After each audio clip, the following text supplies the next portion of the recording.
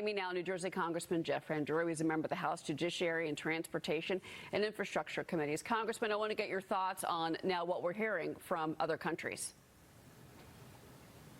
We knew this was going to be a little bit bumpy in the beginning, but let's understand what it's about. It's about fairness. It's about America first, not America last.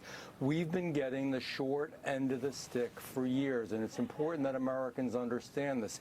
These are reciprocal tariffs. We have been tariffed. Our goods are tariffed. We're always at an unfair disadvantage with these countries, so it's going to be a little bumpy. They're going to cry. They're going to yell. I spoke to the president personally yesterday.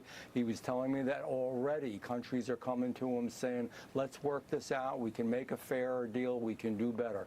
We will. Everybody just hold on a little bit, be a little bit strong. Wall Street will come back, but this is also about Main Street. This is about making things in America. This is about American companies, American manufacturers, and the American people. At the end of the day, we'll be stronger and better for it. Just hang in there a little bit. We saw President Trump. We've played that clip to our viewers already this morning when he was on Air Force One, and he said that he would be open to negotiation. When you spoke with President Trump yesterday, what was his reaction to the market sell-off? I mean, we lost 1,600 points on the Dow yesterday, and right now futures are falling even further. We're now down 908 in the futures market for the Dow.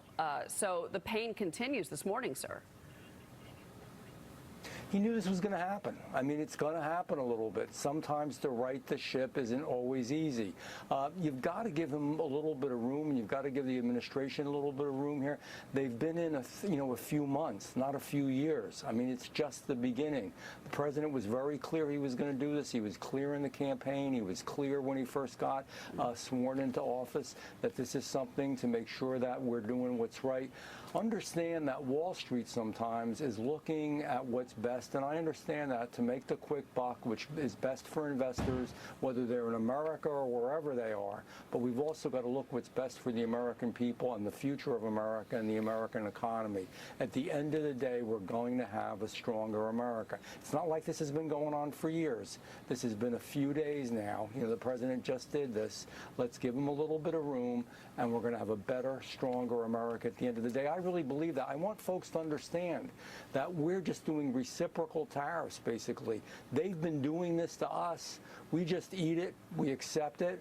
Our companies get screwed for it, but meanwhile, they do great and we let them do whatever they want. That just wasn't fair. So they're going to cry, they're going to moan, but they're already, what the president told me yesterday, what he told people just recently, again, is that they're already coming to him. They want to come to the table. They will come to the table, but they've got to look good to their constituents in their countries, like they're being strong, that they're fighting for their country. Everybody understands that. But when the showmanship is over, and when it comes down to the negotiating table, we're going to be tough, strong, but fair and pro-American.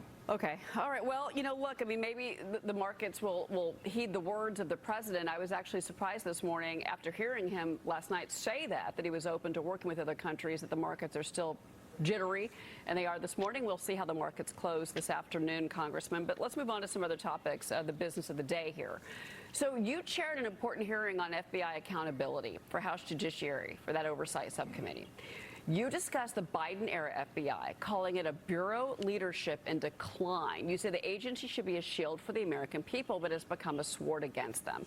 Tell us more, because Kash Patel is now in place and changing the bureau quickly. We're going to have a new level of transparency. I mean, it's unbelievable. You couldn't make this stuff up. A reporter came to me a little while back, a few days ago and said, what's one thing you regret? And I think they thought I was going to talk about some vote or something I took. I said, you know what I regret? That every single American can't sit with me on that committee and hear the stuff that was happening. We were losing America. It's unbelievable. So when you look at things, what the FBI was doing, what they were involved in, they were going after traditional Roman Catholic churches, but first said they weren't, and we found the proof through emails. They were going after people that disagreed with them. They were working with big tech and the White House totally illegally to censor people who they didn't agree with, who they thought were wrong, weren't doing the right thing. Okay. They were going after parents and school boards. The list grows, and that's got to stop. So do you want to see people fired? In order for us to do better, we have to know where we were. Do you want to see people fired then? Is that what you're saying? In some cases, In some cases, when they were hurting good American people for no reason at all and doing the wrong thing, those people shouldn't be there. That is correct. I mean, you sometimes have to do the right thing. All right, before you go, not a lot of time, but there was another moment from that hearing that went viral. It's when Subcommittee Ranking Member Jasmine Crockett said this about DEI. I want to show our viewers. When I first became a public defender, I had no criminal defense experience. And I walked in and I told my boss, Charlie, I said, listen, you should hire me. He said, why? I said, because I'm black. Charlie looked at me like I was crazy. And I said, let me tell you something. When I walk in, I'm going to walk in with a level of rapport and understanding that maybe some of my other colleagues will not. Charlie offered me my job, and I worked my butt off, and I worked really, really hard for all of my clients, not just those that look like me, and that is what it looks like to serve. Congressman, your reaction to that moment? She's the ranking member in my committee. She has the right to say what she wants, but here's the bottom line. What I believe, you hire people not because of their race, color, or creed. You hire them because they are going to do the best possible job and be the best in that position.